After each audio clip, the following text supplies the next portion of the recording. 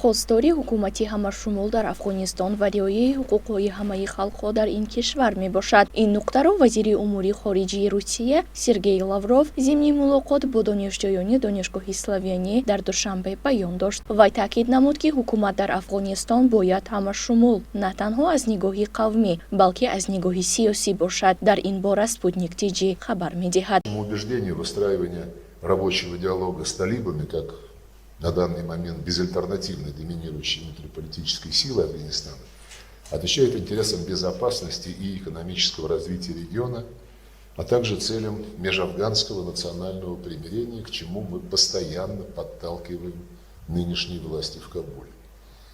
Однако пока упомянутые условия не будут выполнены, мы не можем говорить о начале процесса официального признания правительства движения талибов.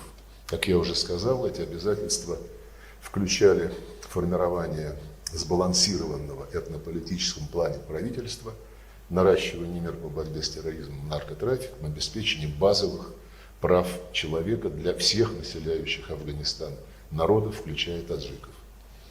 В своих контактах с представителями талибов, они у нас достаточно регулярны, побуждаем их ускорить решение этих объявленных на весь мир задач. лавров таъкид намуд ки ҳукуматдорони афғонистон бояд ҳуқуқҳои тамоми халқҳои афғонистон аз ҷумла тоҷиконро бояд риоя намоянд. ахиран вазорати корҳои хориҷии русия эълон дошт ки пойгоҳи низоми 201 русия ҳамчун як садди боэътимод дар роҳи паҳншавии ифротгароӣ, терроризм ва гардиши ғайриқонунии маводи мухаддир хизмат мекунад. ҳузури низомии мо дар тоҷикистон бузургтарин дар хориҷ аз русия омили муҳими суботи амният дар минтақа мебошад.